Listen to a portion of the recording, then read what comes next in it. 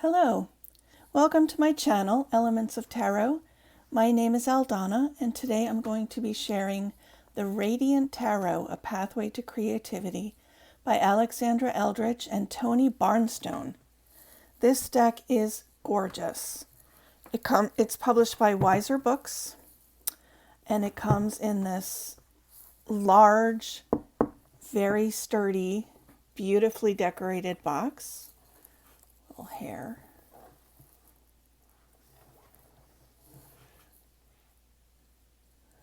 Good job, Wiser Books. Truly stunning presentation. Then you open it up, and that's on the inside cover. The cards sit in here. Nice little ribbon. Okay, and then the guidebook, which is a work of art in its own right, is nestled on top of the cards. So I do want to spend some time talking about the guidebook, but what I will do is I will go through the cards, we will pull one, and then I will read part of the description, because this guidebook really has a lot to say and gives really interesting prompts for you to think about and little exercises and stuff. So these are the card backs. How joyful, right? Just so bright and vibrant. I love them. Cardstock is good. It's a matte cardstock. It's not too glossy or shiny.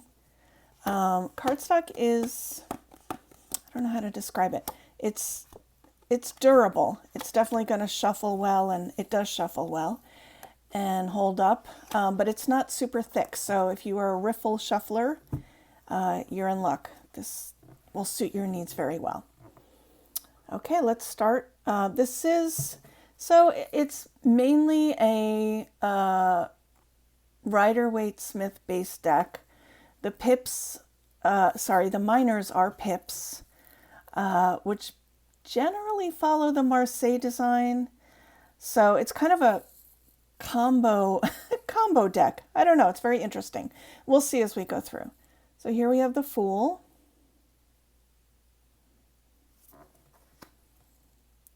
The Magician.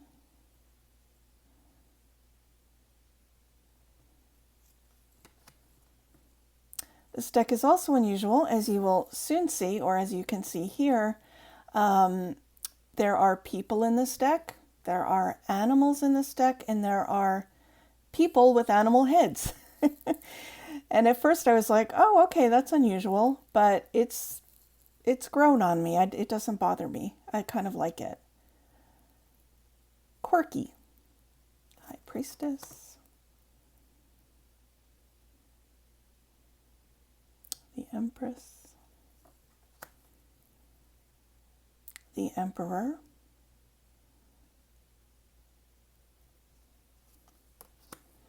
This is the cover on the box. How beautiful. The Hierophant. The Lovers.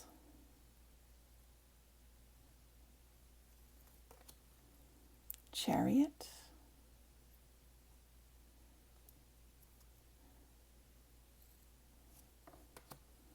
Strength.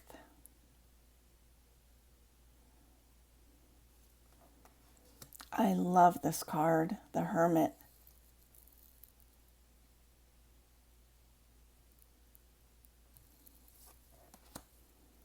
Wheel of Fortune.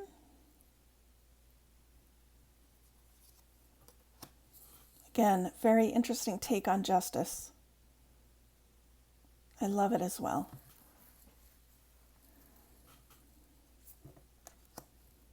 The Hanged Man. The artwork in this deck is just stunning.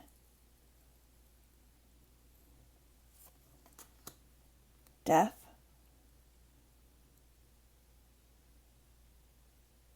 So cool. Temperance.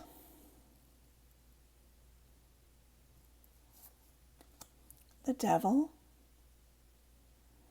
So I believe, as they described in the guidebook, this is not your Christian devil. It's more like the god Pan. the Tower,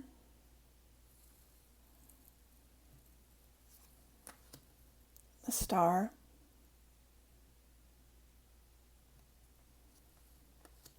the Moon, the Sun,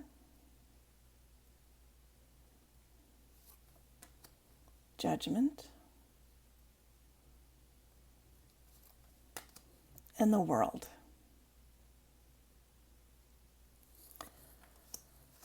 So now we go to the minor arcana. These are the wands, Ace, 2, 3. So the little ship there is like a nod to RWS. 4, 5, again, conflict. 6, victory. 7 of wands. 8 of wands. There's that beautiful sun again. 9 of wands. 10 of wands. The basket is full. Page. All of the pages are in front of this kind of window with different scenes, which is interesting. Knight of wands.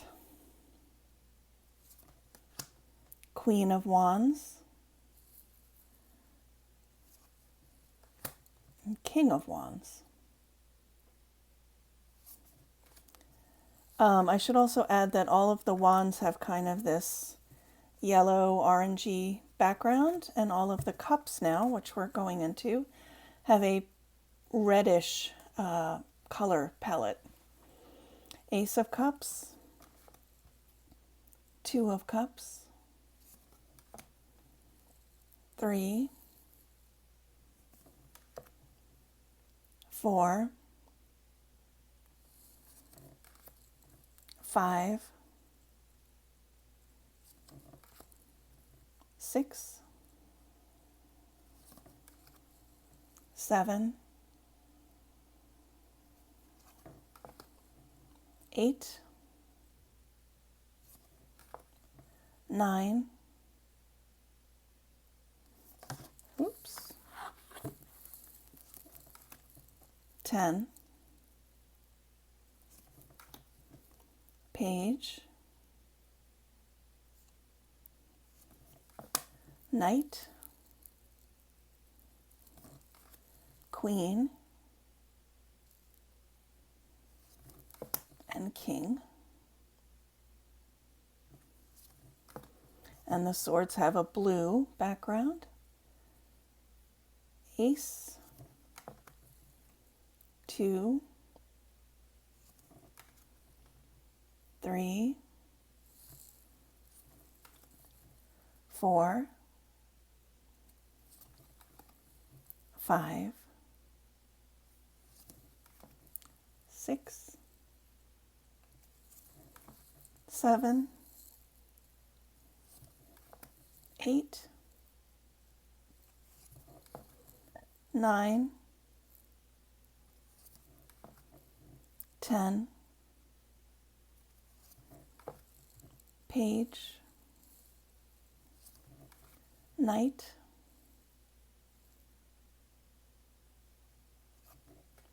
queen, king, and last we have our pentacles. These are green. Ace, so beautiful. 2 of pentacles, 3, 4, 5, 6, 7, 8, busy little bee, 9, 10, page, knight, how gorgeous, queen, now that's a throne, and king. Okay, so those are the cards. I've kind of made a mess here. Let me get them into a state where I can shuffle them. And then we will pull a card and I will read a little bit from the guidebook. So,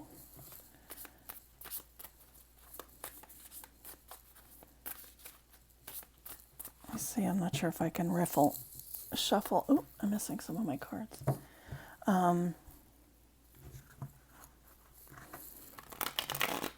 Nope. Oh, that was not great.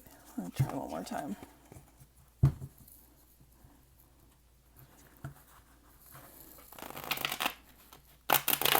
Nope. I think I'm too far away. That's okay. All right, let's see what we get. The Emperor. Okay.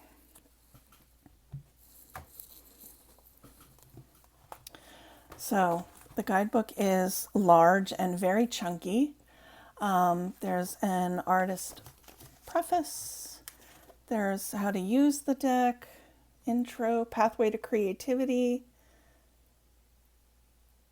Kind of breaks down what's in each section for each card. Inspiration, divine inspiration, the outer eye, divergent and convergent thinking, left brain, right brain.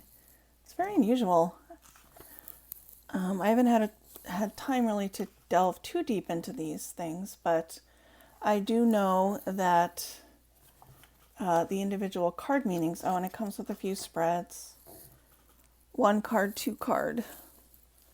The dualism spread. Then there's the elemental alchemy spread, which is a 5 card spread. And then it goes into the major arcana. And then, so each card, let's find the Emperor, since we're talking about that one. So each section for each card gives the title, a keyword, and then a 2-line poem. Jokes and instincts are for fools. I rule my world by making rules. Then it gives a description of what we're actually seeing in the card. Then it gives the meaning of the card. Here it's saying, here are some more keywords. Authority, structure, revolution. I'm not going to read this whole section, but I will read. So there's a section for each card called musing. And then they also have creative practice for each card. And then it ends with astrological note, fire, Aries, Mars, that kind of thing. So the musing for the Emperor reads, electricity is really just organized lightning, jokes comedian George Carlin. But then again, so is creativity. So the rational Emperor is part of the creative process, a card of powerful authority achieved through planned and organized effort. The word organ comes from the ancient Greek, and it still has those ancient meanings, a tool, a musical instrument, an organ of sense or perception, or a part of the body. From organ comes our word organize, in the sense of doing collaborative work. What is a symphony but organized music? What is a body but organs organized to work in sync? In a society, we negotiate crowd identity and individualism, e pluribus unum. We organize workers into unions and companies, citizens into municipalities and states, and ideas and concepts into larger theories and gestalts. At its best, whether in love, career, health, or friendship, organization keeps us focused, progressing, connecting, collaborating. What use is a heart without the lungs? What use is the organ without the organist? When we are organized, arranged according to laws and structures, then we can dance. It might not be wild, free-form dancing, the mosh pit, or the rave, but there are pleasures to be found also in swing dancing and salsa and other dances that join us in orderly beauty.